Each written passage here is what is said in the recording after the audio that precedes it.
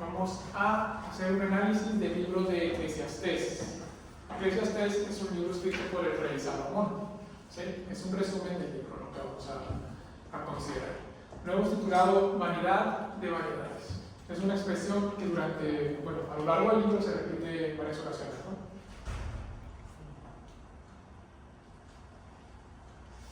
¿Quién me hace el favor de leer lo que aparece en pantalla? Eclesiastés capítulo 1, verso 2. Vanidad de vanidades, dijo el predicador. Vanidad de vanidades, todo es vanidad. Vanidad es una palabra que se refiere a algo que no tiene sustancia, algo vacío. Por eso se usa también para describir lo que es insatisfactorio o carente de valor. Entonces, Salomón está diciendo que todo es sin sentido, todo es insatisfactorio, no tiene provecho. Esto nos lo dice por adelantado, ¿no? Ahora queremos entender por qué Salomón dice que nada tiene sentido. Y entonces él nos muestra la pregunta con la que inició su análisis, que lo llevó después a decir que nada tenía sentido. Versículo 3. ¿Quién nos hace el favor? ¿Qué provecho tiene el hombre de todo su trabajo con que se afana debajo del sol? ¿Qué provecho tiene de todas las obras humanas? ¿Cuál de ellas es realmente provechosa? Él dijo, todo es vanidad. O díganme, ¿qué provecho tiene el hombre de todo su trabajo con que se afana debajo del sol? ¿Hay algo debajo del sol que no sea vanidad? Está diciendo Salomón. ¿Algo que realmente tenga sentido? ¿Que no sea insatisfactorio? ¿Que no sea transitorio? Pregunta él. Y entonces comienza su análisis y nos cuenta exactamente cómo fue llevando las etapas de este análisis. Entonces, ¿qué dice él? Vamos a leer desde el versículo 4 al 9. Generación va y generación viene, mas la tierra siempre permanece. Sale el sol y se pone el sol, y se apresura a volver al lugar de donde se levanta. El viento tira hacia el sur y rodea al norte. Va girando de continuo, y a sus giros vuelve el viento de nuevo. Los ríos todos van al mar, y el mar no se llena.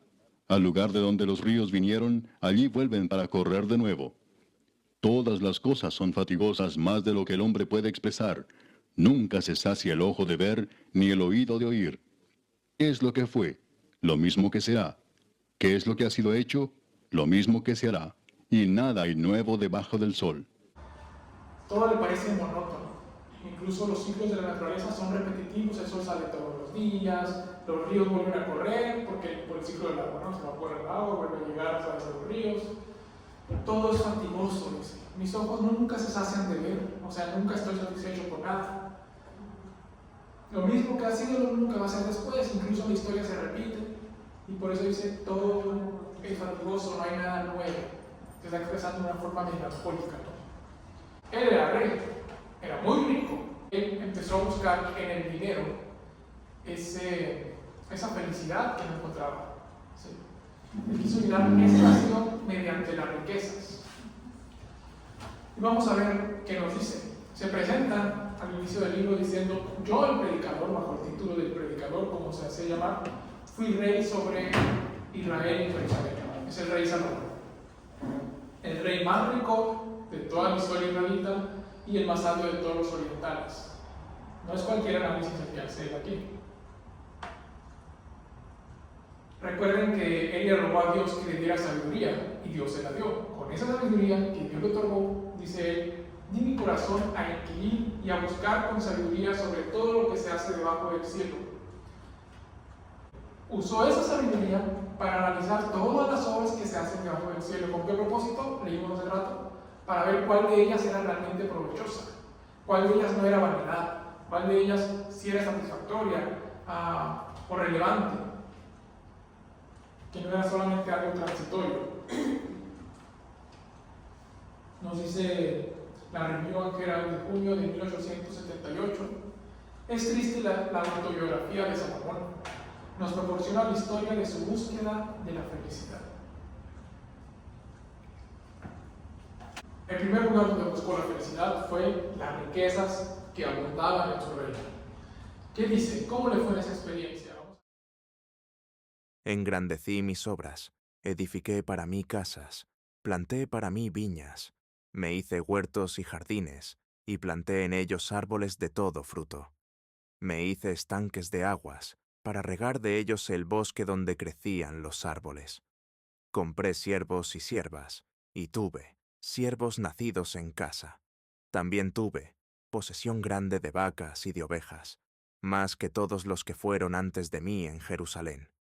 Me amontoné también plata y oro, y tesoros preciados de reyes y de provincias. Me hice de cantores y cantoras, de los deleites de los hijos de los hombres, y de toda clase de instrumentos de música. Y fui engrandecido y aumentado más que todos los que fueron antes de mí en Jerusalén. A más de esto, conservé conmigo mi sabiduría.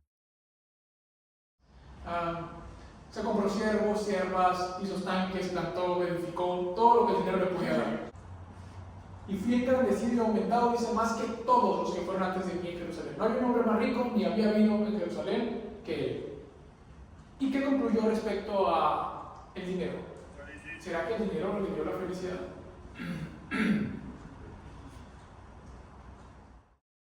El que ama el dinero no se saciará de dinero, y el que ama el mucho tener no sacará fruto. También esto es vanidad. Entendió que no se iba a saciar, siempre iba a desear más. No importa, él pensaba, el dinero me da la felicidad, así que voy a amontonar mucho dinero. Y teniendo mucho dinero, se dio cuenta que siempre quería más. Si no, pregúntenle al hombre más rico del mundo, Elon Musk. Si Elon Musk se gastara $1 millón al día, $1 millón, escúchenme bien, tardaría más de 1 milenio en acabar su fortuna actual. Más de 1 milenio. Pero sigue acumulando y sigue acumulando.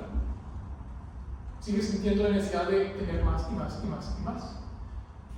A nosotros nos puede pasar lo mismo. Si él no ha encontrado todavía un tope, un decir, bueno, ya es suficiente, significa que, el experimento ya está hecho. El que ama el dinero no se va a saciar del dinero, y el que ama mucho tener no sacará fruto. Dice un dicho secular que no es pobre el que tiene poco, sino el que mucho desea.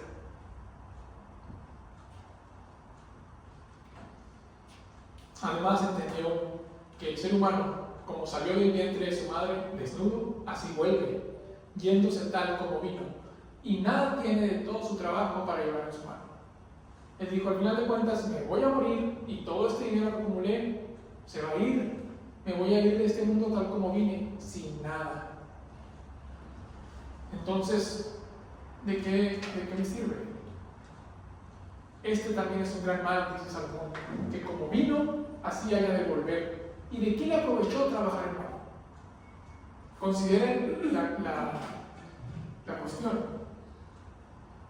Entre más tiempo vive un ser humano en este mundo, todo lo que logra, todo lo que construye, todo lo que acumula, es en vano. Entre más tiempo vive aquí, más ha trabajado en vano. Imaginen, por ejemplo, una persona. Han escuchado historias similares. Yo conozco un estudiante que se encuentra en el último año de la carrera de medicina, sufre un accidente y muere. ¿Qué piensa uno? ¿Para qué estudió? Se encontraba en su último año de medicina y murió. Todo lo que hizo anteriormente respecto a esa carrera fue en vano.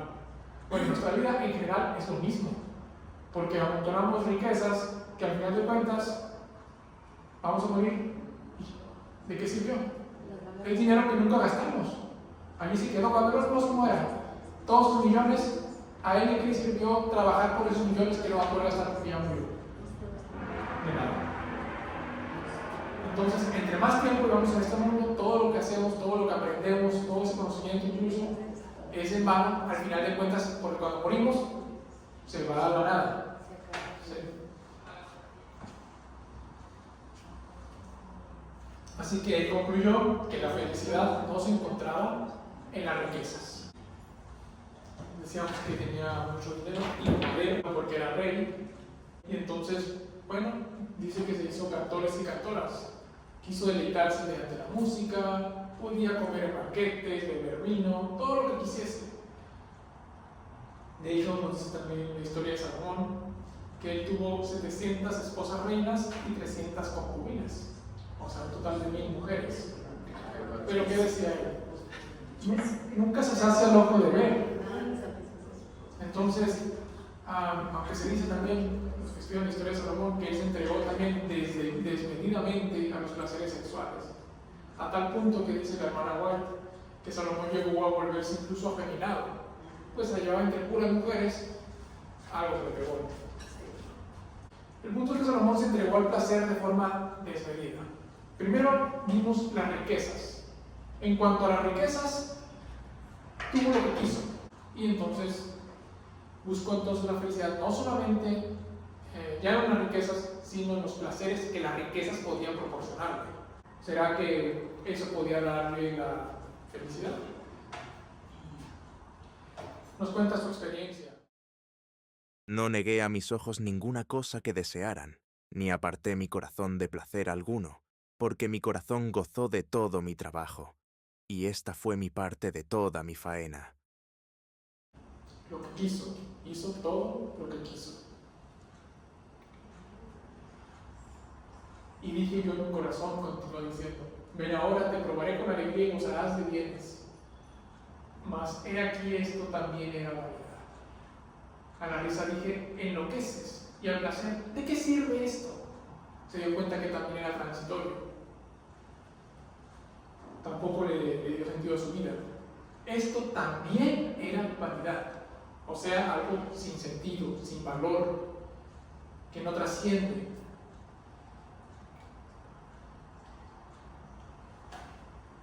Dice Jeremías 2:13, porque dos males ha hecho mi pueblo. Me dejaron a mí fuente de agua viva y cavaron para sí cisternas rotas que no retienen el agua. Así como con Salomón, ocurre con todo ser humano, con nosotros, que queremos saciar esa sed que tenemos de felicidad con las fuentes de este mundo. Bebemos solamente para volver a tener sed. El placer no nos llena de forma permanente. Y así le pasó a Salomón.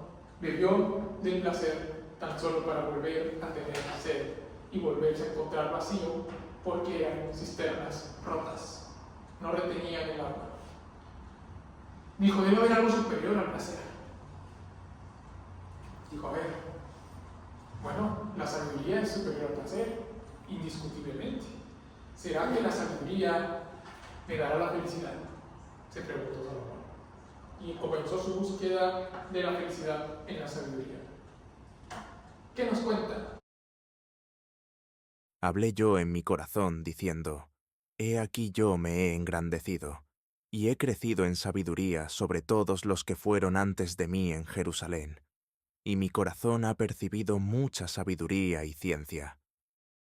Si alguien podía saber si la sabiduría daba la felicidad, era él, porque él fue engrandecido, creció en sabiduría más que todos los que habían sido antes que él en Jerusalén. No había otro más sabio que él. Así que él era quien para poder decir si la sabiduría daba o no la felicidad. Descubrió que el sabio tiene ciertas ventajas, decía él. ¿Quién como el sabio? ¿Y quién como el que sabe la declaración de las cosas? La sabiduría del hombre ilumina su rostro y la tosquedad de su semblante se mudará. Incluso el rostro de una persona sufría modificaciones cuando ésta desarrollaba la sabiduría, ¿no? En el rostro del hombre aparece la sabiduría, dice también un proverbio que escribió él. Pero, además de eso, ¿qué le podía dar? Con esa sabiduría, con esa gigantesca inteligencia que había obtenido, dice, me volví y fijé mi corazón para saber, para examinar e inquirir la sabiduría y la razón, para conocer la maldad de la insensatez y el desvarío y el error. O sea, analizó todas las cosas que pudo con la sabiduría para comprender, a ver si había un provecho en eso. Dice él reconoce solamente no haber resuelto un misterio. El punto es que supo prácticamente todo lo que podía saber. Y dediqué mi corazón a conocer la sabiduría y también a entender las locuras y los desvaríos. ¿Y qué pasó? Conocí que aún esto era aflicción de espíritu. Recuerden que al principio estaba muy melancólico porque decía nada tiene sentido, me es fastidioso, y dice, aún esto, aún la tarea de examinar y buscar para entender las cosas, esto también me aflige. Porque en la mucha sabiduría hay mucha molestia, y quien añade ciencia añade dolor. Ser más inteligente que la gente común lo hizo incluso más melancólico que la gente común. Y ustedes dirán, ¿por qué? Les pongo un ejemplo. Imaginen que usted es una persona que conoce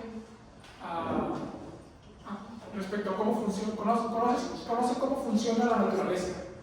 Y todos nosotros salimos al campo y vemos que el cielo se ve muy hermoso. Tiene ciertas características el cielo peculiares que lo hacen verse hermoso. Pero usted, con el conocimiento que tiene, sabe que esas características que muestra el cielo presagian una gran tormenta que viene. Todos pueden decir, qué hermoso el cielo, no hace calor, está nublado, pueden sentirse felices, pero usted, por el conocimiento que tiene, comprende que eso anuncia una tormenta. ¿Podrá sentirse igual de feliz que los demás? No, porque esa inteligencia le hace capaz de ver una realidad, de ver la realidad tal cual es. Y como la realidad en este caso no es buena, usted se deprime. Los demás no entienden como la realidad. Y viven su vida y dicen, que no tengo calor, está nublado, pero usted sabe que el hecho de que esté nublado significa que viene una tormenta. Ese conocimiento le aflige, le añade dolor. La perspectiva de la realidad tal cual es, el comprenderla en su crudeza, le roba su felicidad.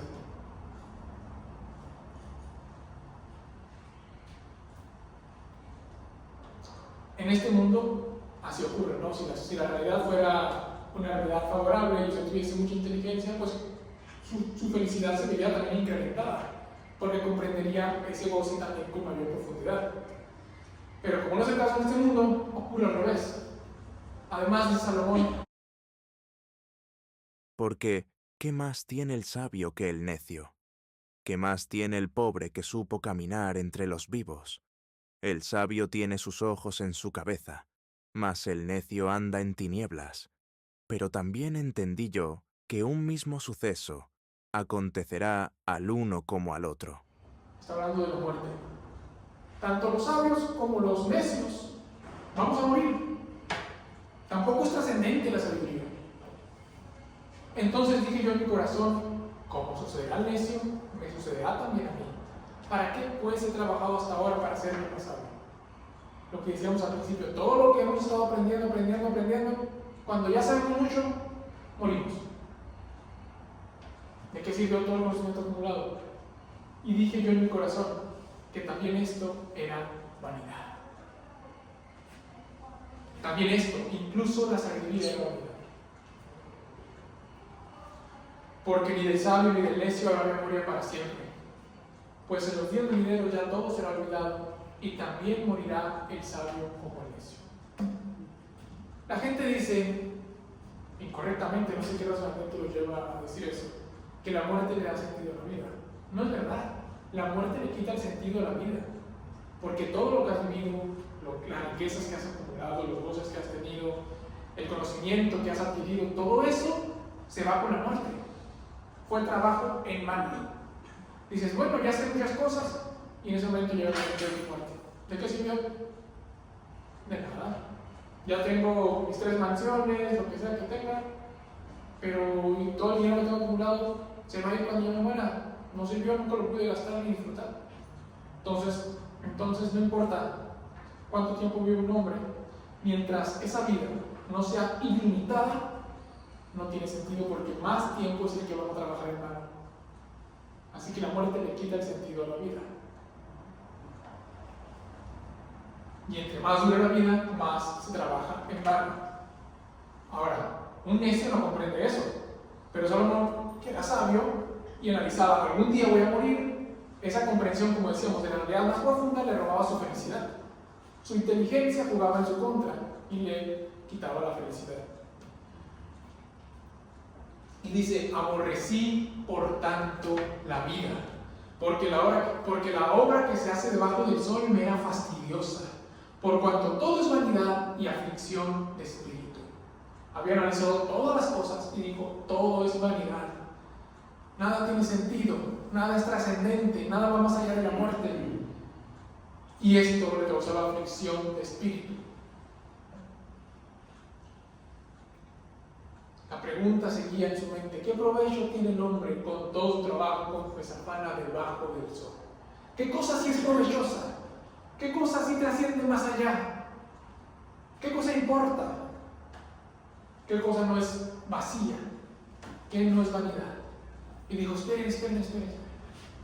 ¿Hay algo superior a la sabiduría? Dijo, sí, hay algo que todavía está más arriba que la sabiduría. Fue escalando, ¿no? Y dijo, el bien es mayor que la sabiduría, tiene un valor superior. Quizá el hacer el bien sí es provechoso, consideró. Pero ¿qué vio en su análisis? Todo esto he visto en los días de mi vanidad. Justo hay que perece por su justicia, y hay impío que por su maldad alarga sus días. Él dijo, los justos a veces mueren por ser justos. La gente buena muere por ser bueno, y hay gente mala que precisamente porque es mala, alarga sus días. La maldad a veces les da una ventaja para vivir más en este mundo. ¿Qué sentido tiene? Decía él. Hay vanidad que se hace sobre la tierra, que hay justos, adicionado a lo que ya dijimos, hay justos a quienes sucede como si hicieran obras de impíos, y hay impíos a quienes acontece como si hicieran obras de justos. Dijo que también esto es vanidad. Ustedes lo han visto. ¿Por qué a esta persona le pasó aquello si era tan bueno? ¿Por qué los malos son prosperados? Decían también los hombres santos bíblicos. Levantaban su queja a Dios y decían, ¿por qué los malos son prosperados?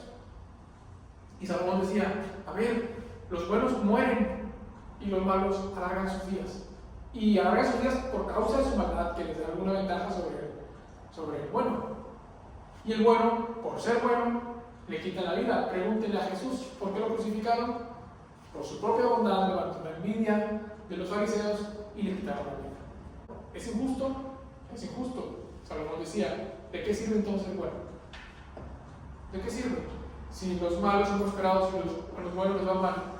Les va como si ellos fueran los malos. Pero justos a quienes sucede como si hicieran obras de Dios. Y continúa todavía quejándose en su amargura y dice así.